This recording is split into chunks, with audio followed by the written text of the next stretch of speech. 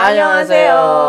Berjumpa kembali bersama kami di Ini K-pop. Seperti biasa, kalau udah kumpul berdua, kita bakal ngebahas berita-berita terbaru dari dunia K-pop maupun K-drama. Kemarin, waduh, ada sesuatu yang ramai banget.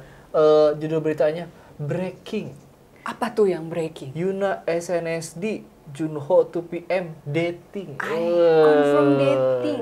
Bener. Dan dirilisnya tuh di berita apa di media yang Alpop, Sompi yang emang kayak gitu-gitu.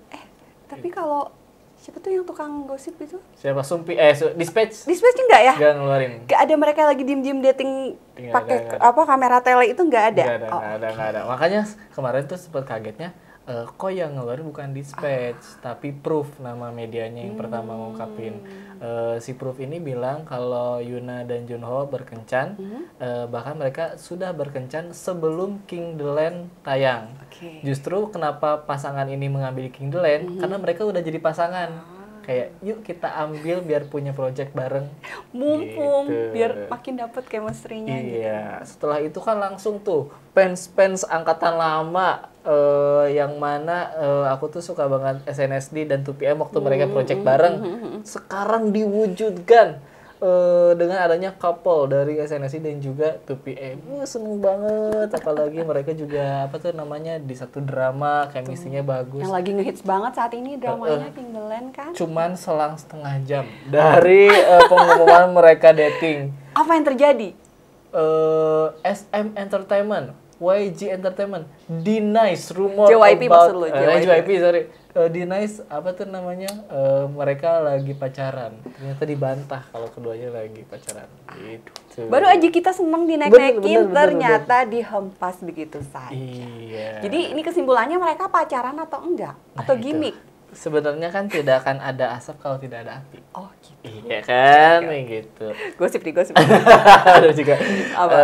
Apa tuh namanya, nggak akan ada asap kalau nggak ada api. Pasti kan ada sesuatu yang membuat si media ini mengungkapkan kalau kalau mereka berpacaran, tapi ternyata dibantah. Disangkal. Tapi menurut aku, emang berita ini tuh kecepetan. Kalau mau ngeluarin berita dating itu nanti setelah dramanya tamat. Kita ini bukan Indonesia yang dengan mengeluarkan rumor buat naikin project kita, bukan kayak gitu. Ini bukan Indonesia.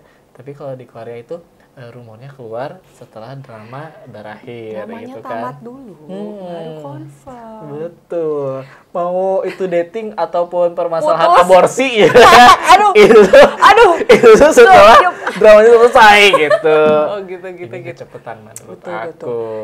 Jadi kesimpulannya versi aku mungkin akan ada berita lagi setelah dramanya tamat. Kita tunggu aja untuk sementara ini menurut kepercayaan dan keyakinannya masing-masing aja. Jadi menurut lo mereka jadian apa enggak?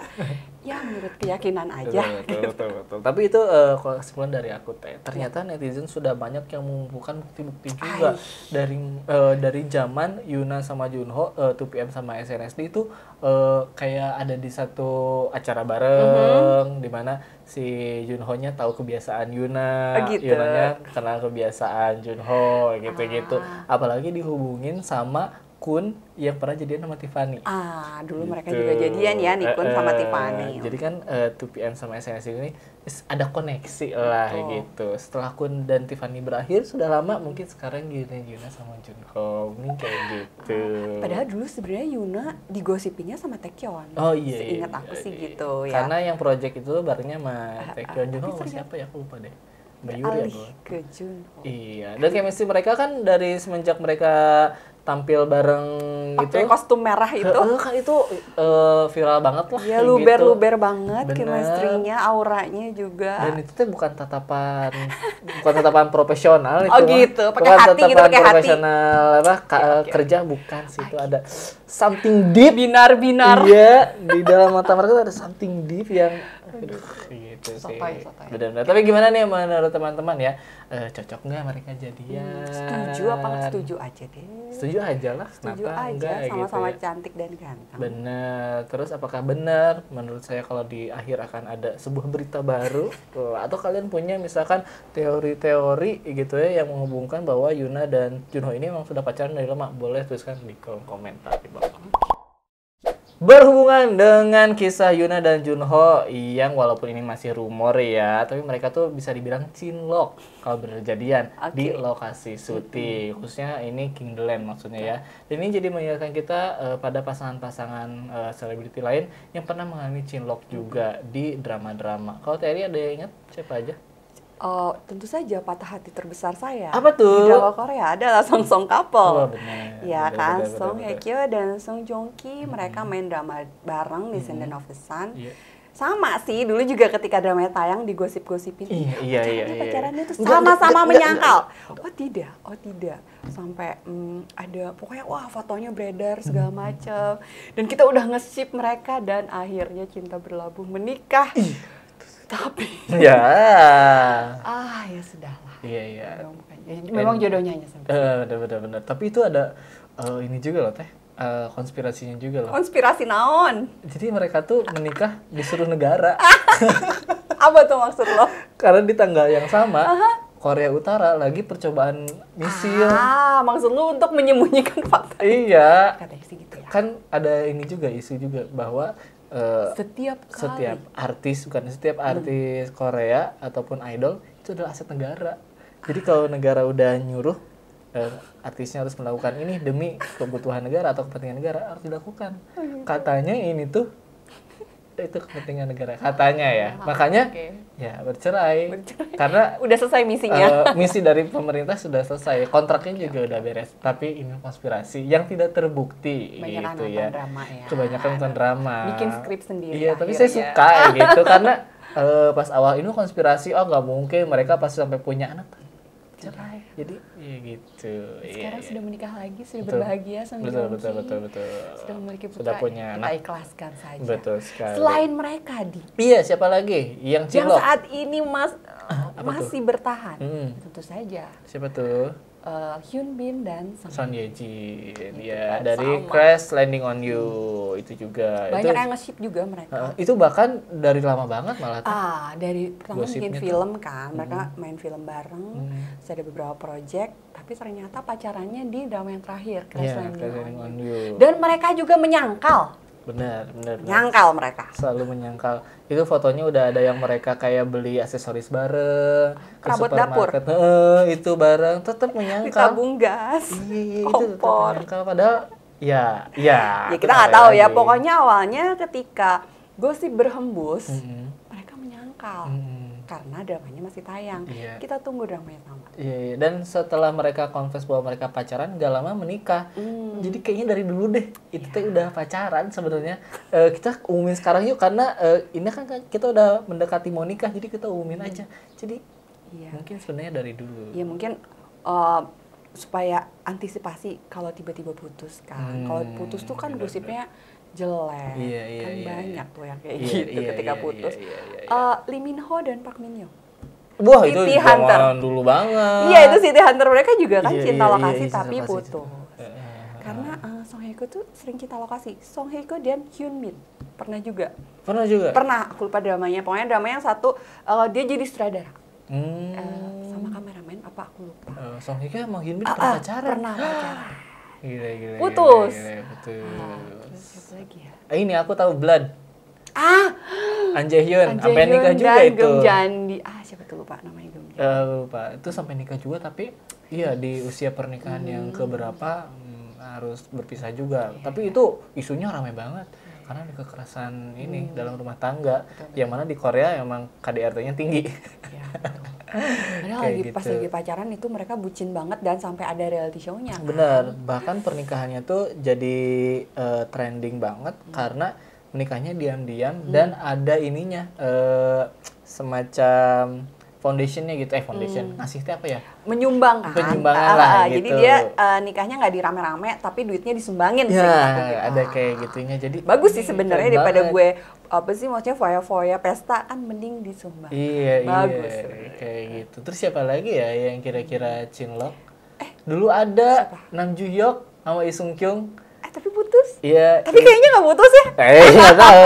Itu beres dari drama Wet Lighting Ferry Kim Bok Joo. Iya. Itu gemes pisan itu pasangan dua-duanya tinggi. Coba terus kekinian lah gaul dua-duanya.